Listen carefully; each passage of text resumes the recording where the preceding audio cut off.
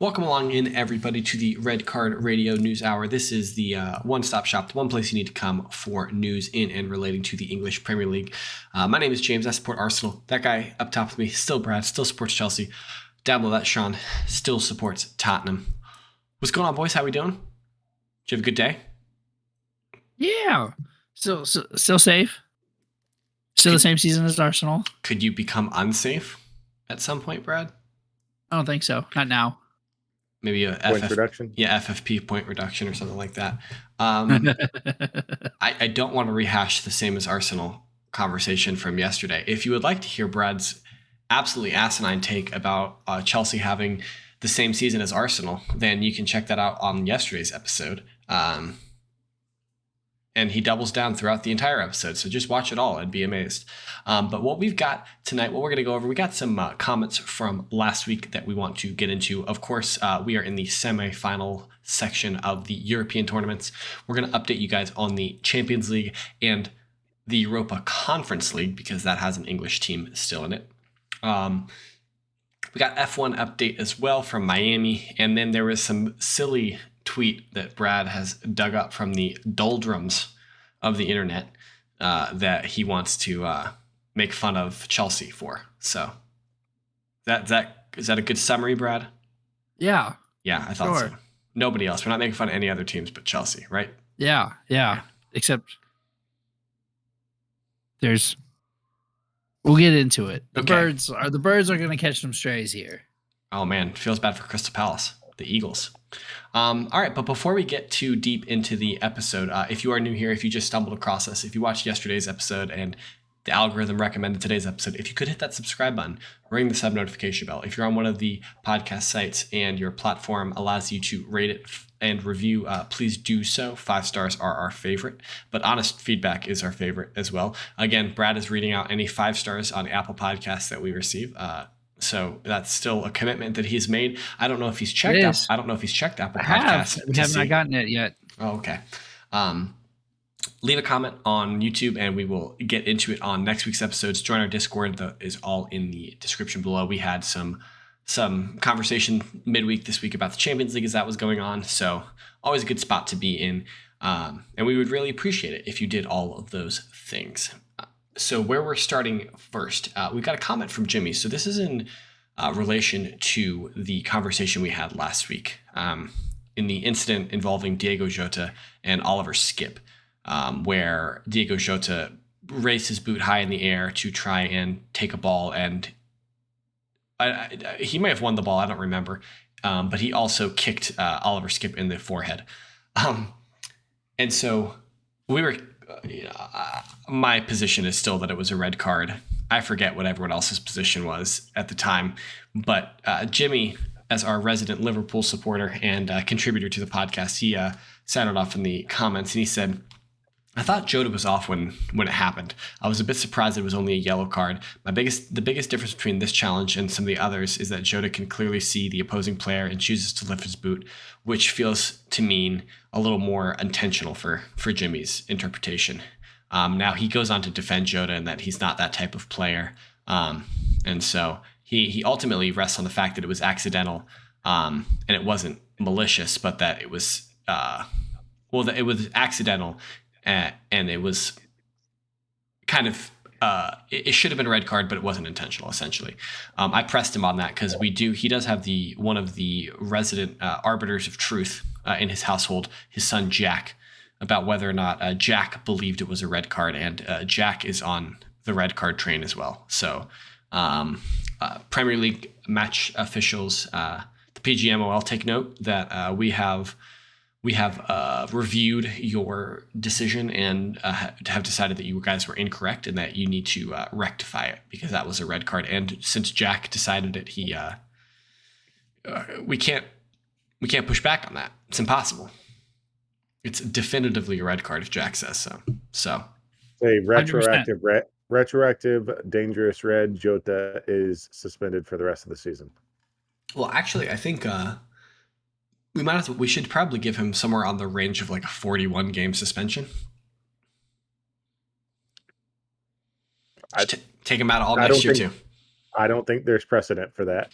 he kicked somebody in the head. It was obviously he's a dangerous player. Dangerous player. I think the by the book suspension is just fine. Well, hold on. How about this? Since Diego Jota is back and like firing on all cylinders, how about he just has to sit out the 2 Arsenal games next year, because this man always scores against Arsenal without fail.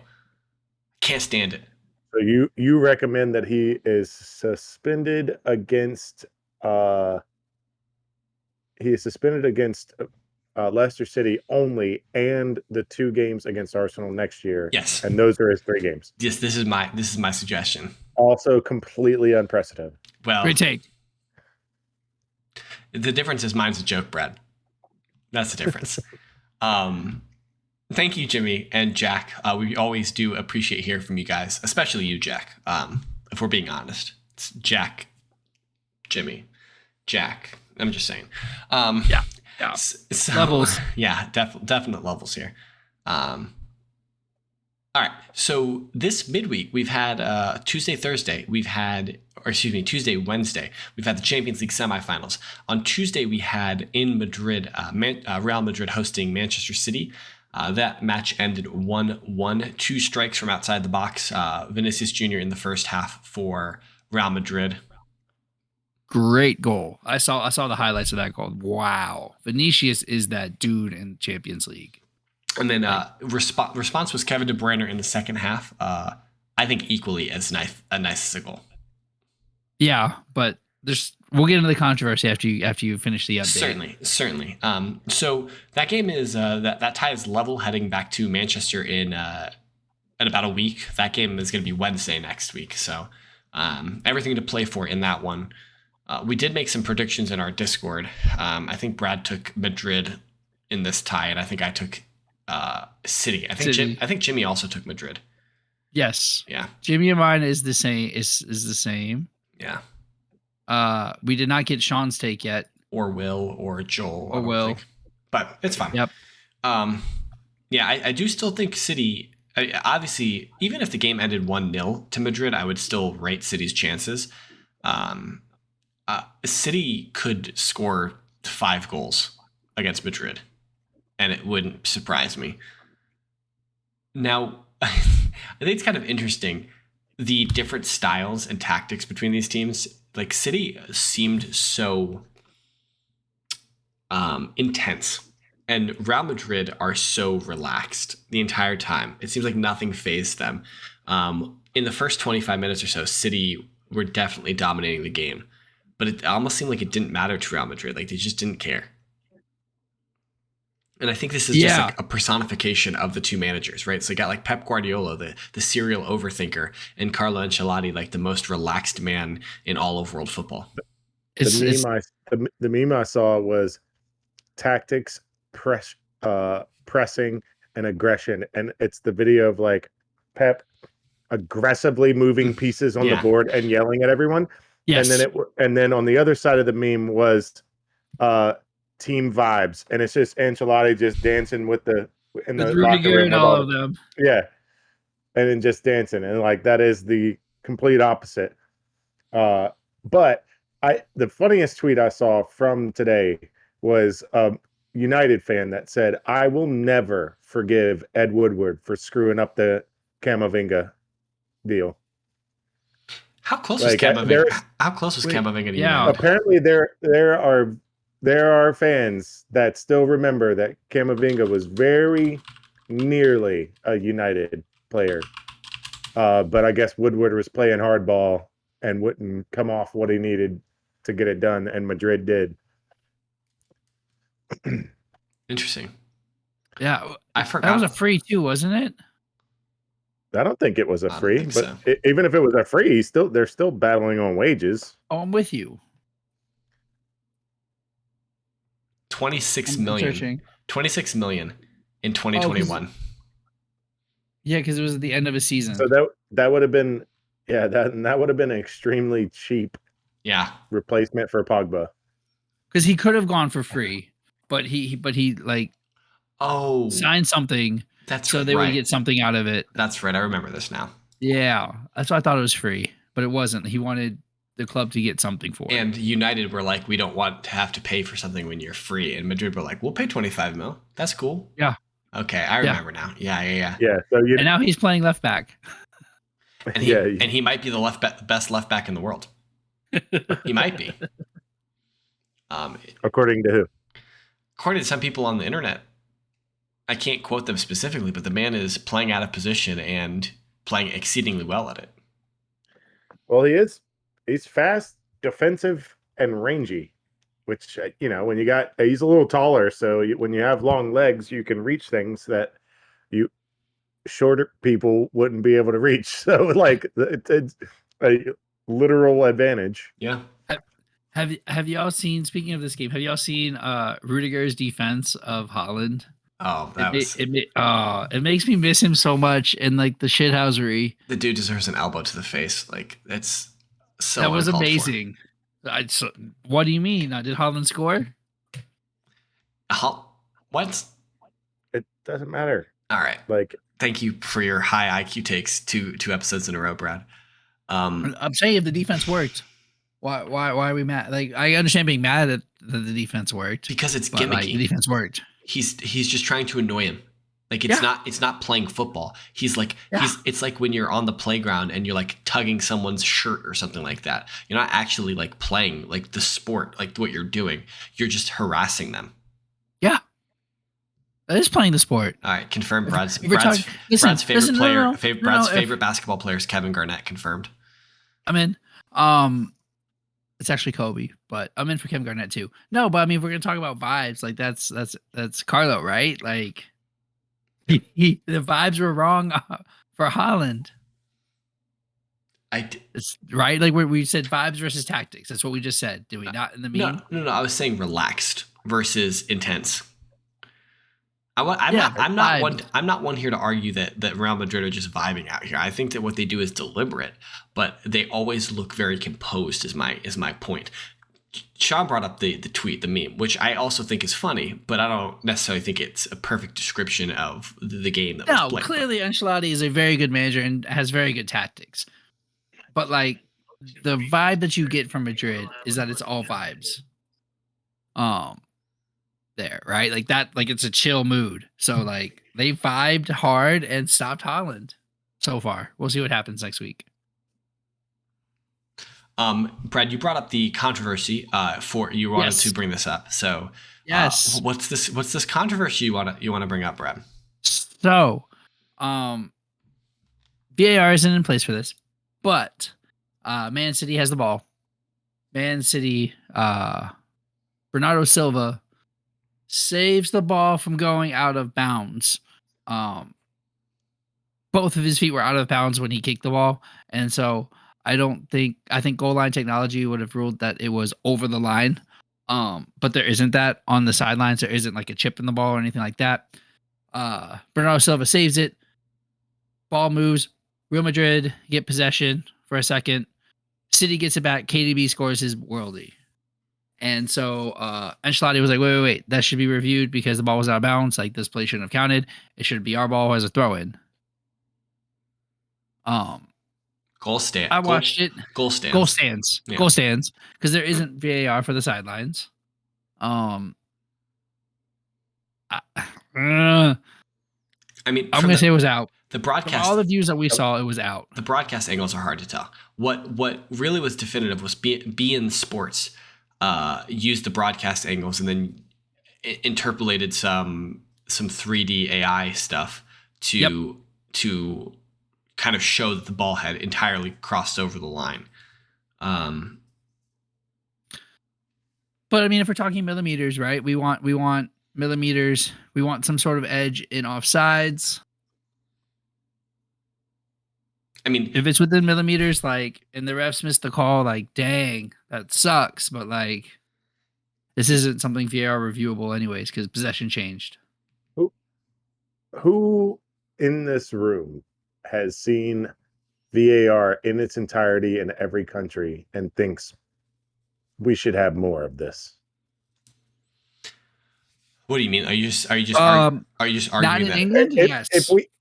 If we implement more ways that VAR can be implemented into the game, be used into today's game, it will be worse and worse because they continue to not get things right that we visually can see that they're not getting right. Okay, so there's two ways to solve this that isn't VAR. Like you put a chip in the ball, right? We have goal line technology that it vibrates, homie's watch and says it was a goal. Violates his watch, says it's out of bounds. Like the watch vibrates, oh, out. The Blows the whistle. the entire It's not anything else. It's not like VAR, somebody reviewing it and drawing lines on there. There's a chip in the ball. When the ball goes over the line, it vibrates. I mean, that would probably be very difficult just because the sidelines are exceedingly long, like 120 meters or so of sideline that you like when you're talking about a goal, like the goals are quite small compared to the entire breadth of the sideline. You know what I'm saying? It's like, I mean, a map is a map is a map. yes, but there's just more things to get in the way of it. Like just put sensors all the way around. Sure, right? But you can't do that everywhere. There's more points of failure. That's all I'm saying. Like we've seen Hawkeye fail. We've seen the goal line technology fail. Like so we've seen reports the last 3 years or so where we've had instances where Hawkeye has failed. And it's very rare, but I would imagine that the rate of failure would increase with the size of the parameter that you're trying to adjudge. And also with the cost, you can't do it everywhere. So yeah, like who's eating that cost? I don't know.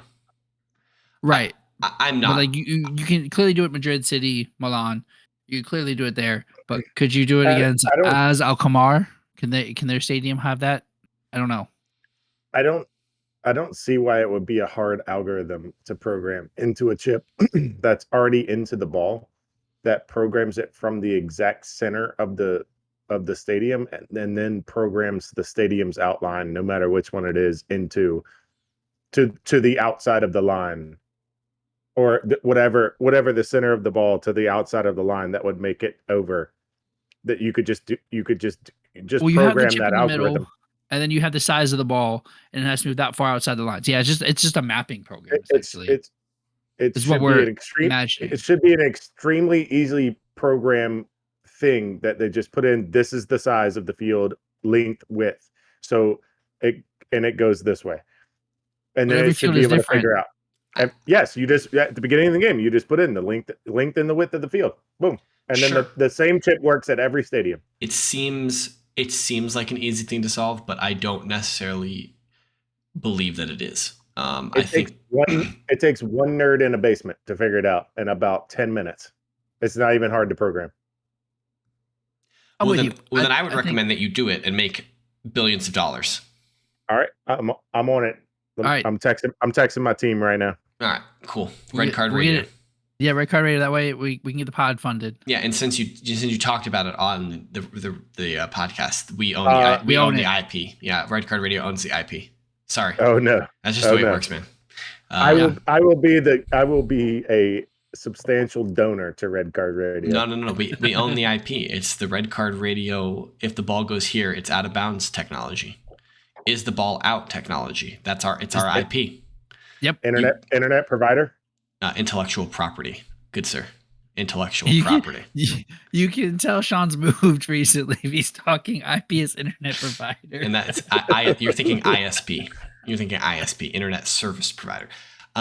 Today we had or I guess yesterday for you guys was the AC Milan Inter Milan match.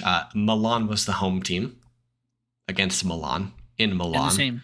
In the same stadium that they both play in. Yes, I'll be interested to see how the stadium looks different next week when Inter are the home team. But Inter actually get the 2-0 victory on the road, in air quotes, on the road.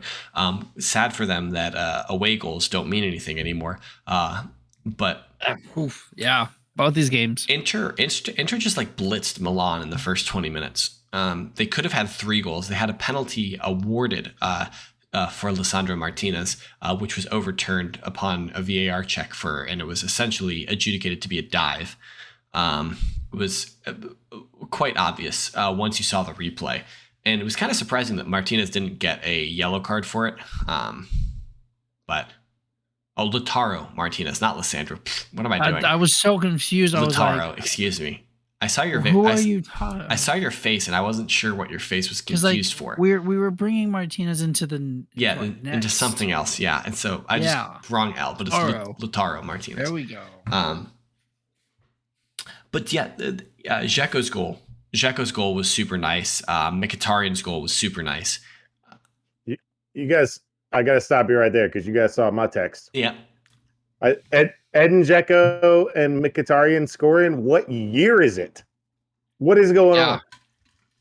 Mkhitaryan making up for missing the 2019 final. Bro, don't even bring that up, Brad. Is this 2013? Like what year is it right now?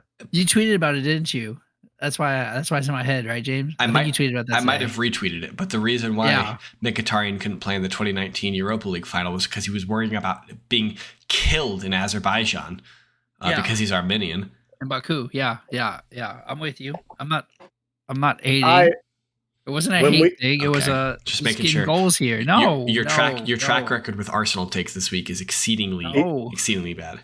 No, even as it wouldn't have made the difference anyway. Even as a Tottenham fan, I thought it was absolutely ridiculous that they would not give him protection enough. It's unconscionable, if we're being completely honest. If you're going to host a final, you need to be able to host every one of the players successfully from when they arrive to when they leave. Yes, if you're going to host a final, like that should be. We shouldn't have to state that. Like you should just do that. Make sure they come and play and go safely. And I think that in Azerbaijan's defense, such that I can, they did say that they would guarantee his safety, but the track record between the Azerbaijani people and the Armenian people is not high. Is not great. So you could understand an Armenian being completely they don't believe you, or they don't trust you. You can look up your news source of choice of those two places currently and see the current state of affairs if you like. Yes. And draw your own conclusions. We will not have an opinion. Not corporately, at least, because I think all of our opinions might be different. But exactly. Yes. We will not have an on-air opinion, but you are more than welcome as a viewer to go look at what is going on over there and draw your own opinion. Yes, sure.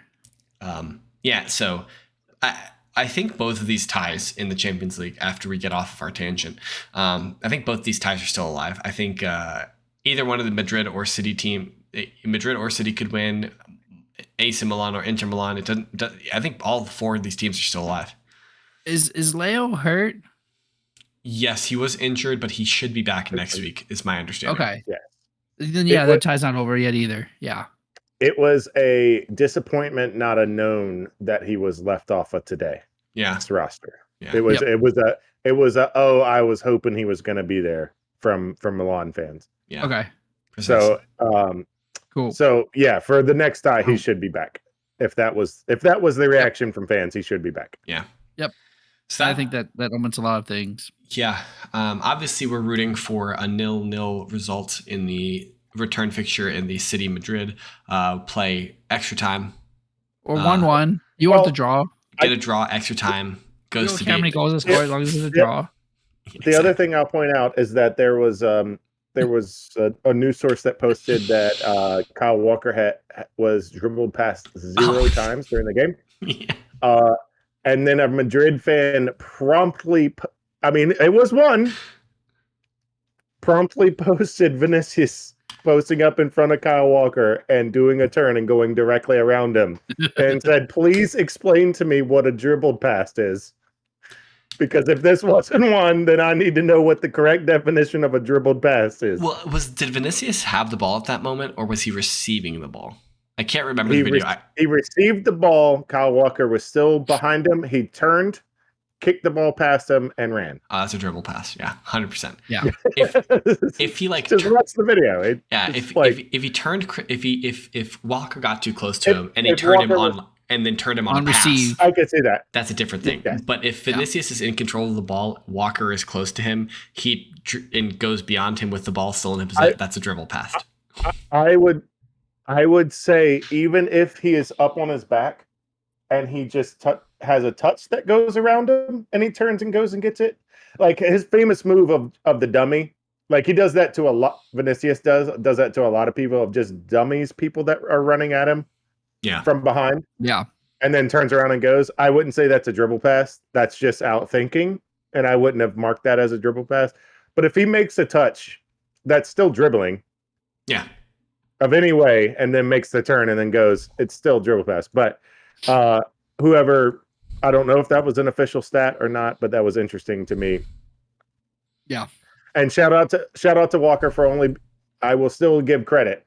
Shout out to Walker to only be dribbled past once. Yeah. by By Vinicius. Vinicius. Yeah. It's impressive. So wait, are we saying Vinicius top 3 behind Mbappe and Haaland? So this is a conversation that cropped up on the internet, such that it is this week, especially after this match, that they're trying to lump Vinicius in with Erling Haaland and Kylian Mbappe, and claiming that Vinicius should be considered in the Ballon d'Or conversation. I will say this: I don't watch a ton of Madrid, but when I do watch them or I watch highlights, It's him. Vinicius reminds me of Thierry Henry. It is effortless movement of the ball with effortless striding. That's the part that reminds me of him. Is the skills, the nutmegs, the crossover, the striding with the ball, the running, anything that he does, it looks effortless, like Thierry Henry did when he was in his prime. Yeah, obviously we don't watch enough Madrid in La Liga, but Yes. Sure. yeah. I don't watch him on a week. And when you watch Europe, it's Vinicius. I mean, Yeah. Benzema gets the goals, but Vinicius is like doing is the highlight reel. The So one maybe- the one that sticks out in my mind, he's running towards the end line. The defender's to his inside. He's on the left side of the goal. He just kind of pauses a little bit, backs the ball back between the guy's legs, calmly collects himself, views the field, makes the decision to go into the box, calmly slots the pass to the penalty spot for a goal. Yeah. Yep. Like it's just effortless. Like the game is slow for him. That's a good way of putting it. Yeah, that's he probably just the sees best way of things. putting Yeah. Yep. I want to quickly turn our attention. I said in our pre-production meeting that we weren't going to mention the Europa League, but then I realized one of our loyal listeners, and me is constantly is a fan of one of the teams in the Europa League semifinals, so we will mention it.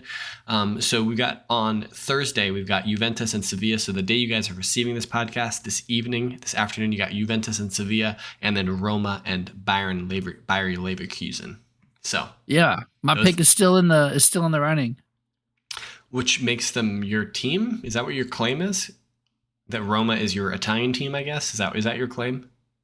Sure, it's Jose's team. So, hey, shout out to Have to go. Leverkusen for making 2 runs in a row, huh? I don't know, man. Shout out Right? to Roma. I think this is like Roma. they won the Conference League, and now they're in the Are they? semifinals. All right. Is Jose the GOAT of GOATest GOATs? Yes.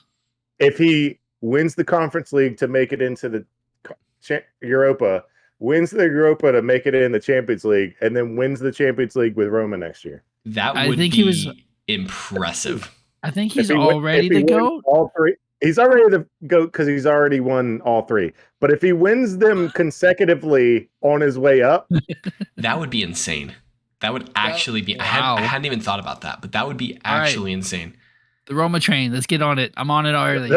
Roma train. Let's heard it here first. Red Card Radio. No. Roma train. Sorry, guys. I apologize. I'm not on this train. Hey, and we can even throw alliteration into it. We're riding the Roma train. Look, we got Sean hype for Italian football. Look at that. Hey, Look at what I did. hey. All of my bad takes, all of my terrible things. Look, I got Sean Rome- excited for Italian football. Let's In go. Rome, we only put the finest plumbers on the team. The finest. Yeah, like Tammy Abraham, the finest plumber. Tammy Abraham. Ooh, all right. Turning wrench by day, Okay, stop. turning goals by night. You're done. We are moving on, and we are moving on to the Europa Conference League. Just quickly, this was the one that we wanted to touch on more specifically because there is an English team still involved. The semifinals here are Fiorentina and Basel, and then West Ham and AZ Alkmaar. American football fans will remember AZ Alkmaar is where Josie Altidore played. a few years ago before he went to Sunderland. I think it was Sunderland or Southampton. I think it was Sunderland. Yeah. So, do you guys like West Ham in the Conference League? Like, what is your? Look, David Moyes is coaching for his job. I still Go England.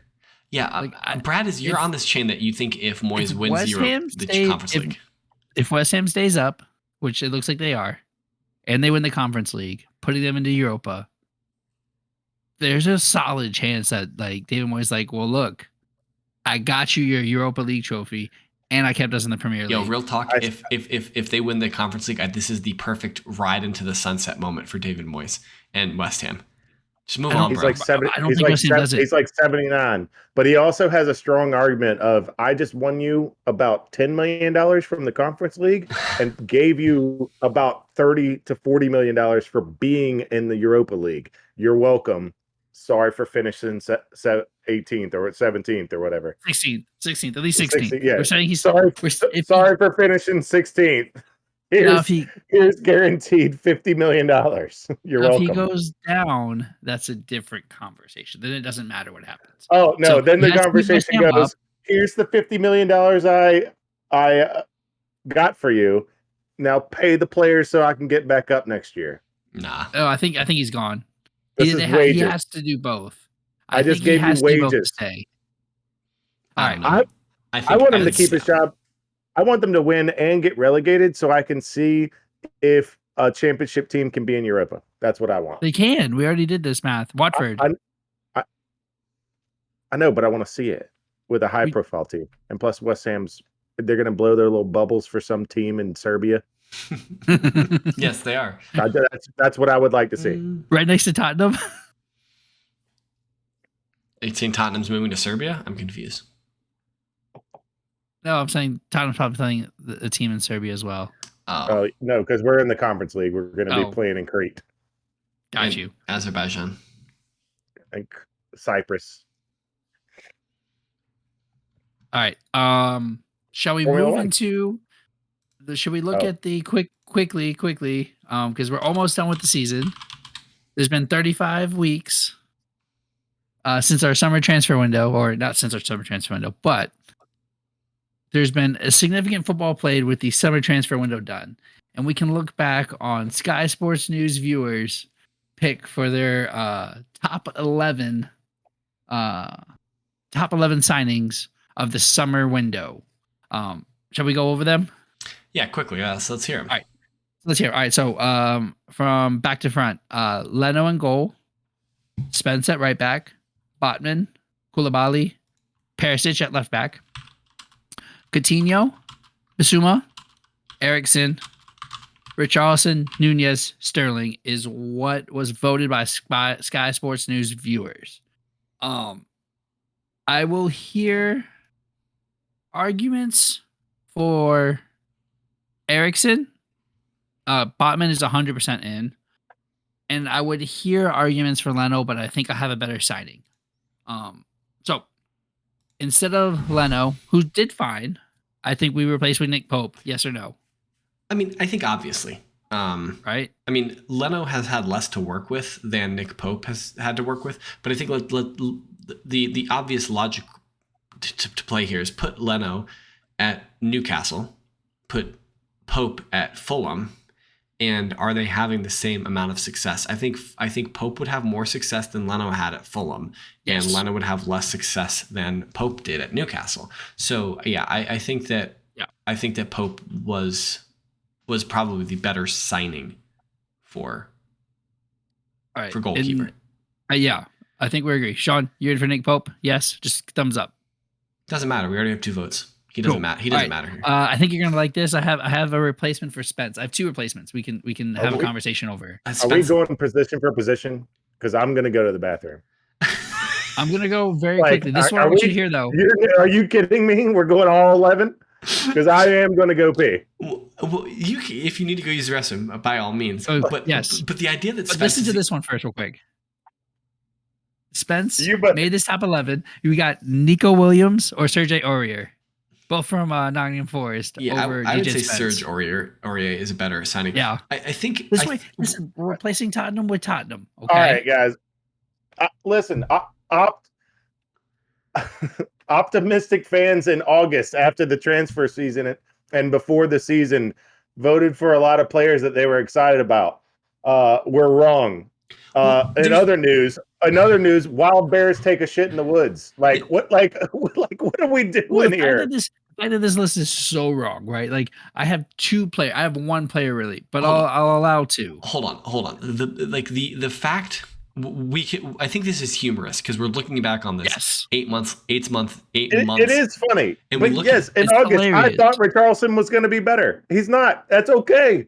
Nunez was going to be in August. He was going to be good. I'm optimistic. Everybody's got 0 points. This might be an interesting conversation to have about recontextualizing who is the biggest flop, because the biggest flop is certainly on this list somewhere. Is it Sterling? It's Richarlison. Yeah, I'm okay with it. I don't disagree. I'm okay with it. I don't disagree. I think it is Richarlison. I'm okay with it. We needed a fourth striker that plays all three up top. We got it. Thank you. Hopefully he stays. Look, I still want him next year. Yeah. I mean, Coutinho is still on this list, so Coutinho is a big flop. But I will say Richarlison over Sterling because of the fee paid. The fee paid, okay. We paid 32 mil for Sterling. Richarlison was a 70 mil striker. That's got a goal. Hold on. Nunez has got what, 7 goals? 35. 7 goals, mostly in the second half, and he wasn't injured. That's a tough one. So, all right, go use the restroom. I'll go over the rest of the list and how funny this is because Koulibaly's on this list, and that's just. I think he was joking about. I think he was joking about using the bathroom and was trying. Because I'm not going to sit here and we discuss a replacement for all 11 because do you want to pick some funny ones? But look, it's so bad Richarlison content. And Sterling. Hold on, Richarlison and Sterling and Nunez over Haaland, Jesus, and Isak. Well, Isak maybe, but Haaland and Jesus 100% deserve to be in 2 of those front 3 spots. Well, the problem is Haaland absolutely has to be. Haaland is the big omission. Yes, that's the one where you're like, how did fans not vote this? They're just drinking haterade.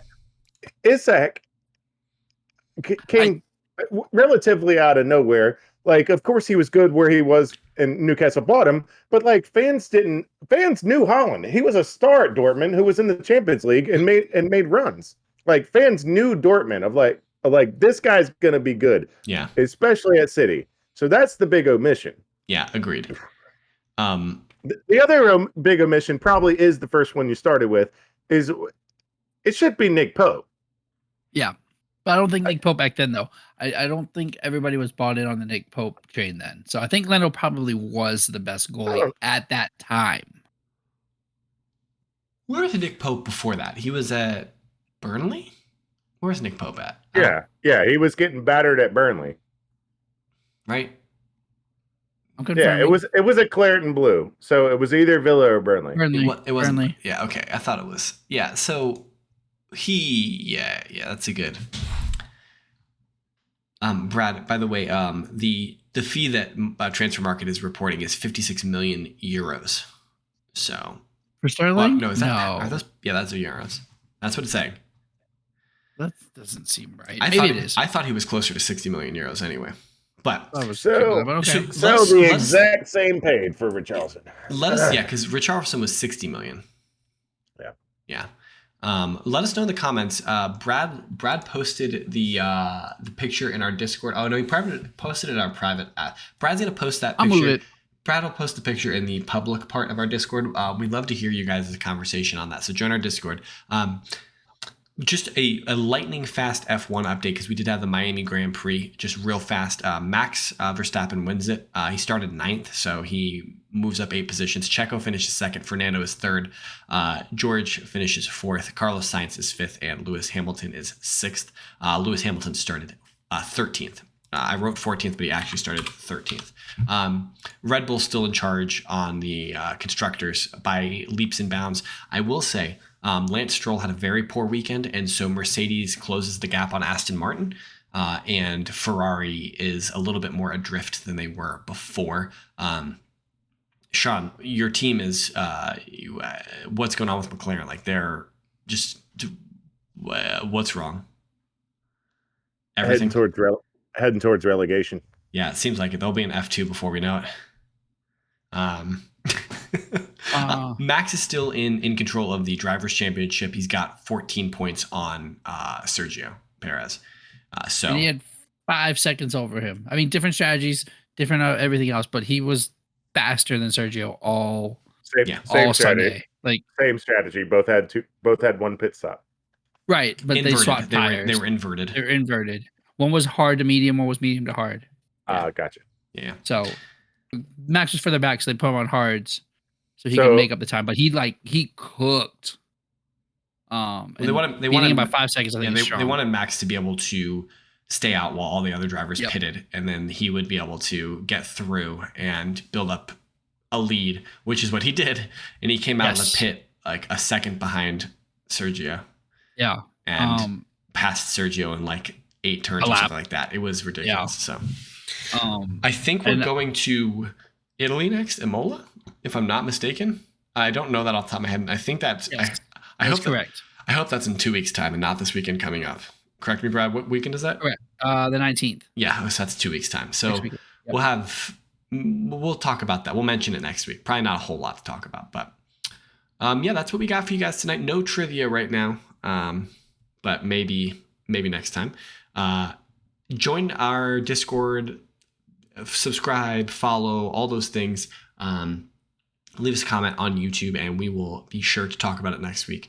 Hit us up on Twitter. That guy is at KSBradG. Down below, it's Whiteheart_Sean. I am at James Tiffany. Collectively, we are at Redcard_Radio. We'd love to hear from you guys, and check back tomorrow. We've got a preview of Match Week 35. Until then, have a good one, and thanks for listening.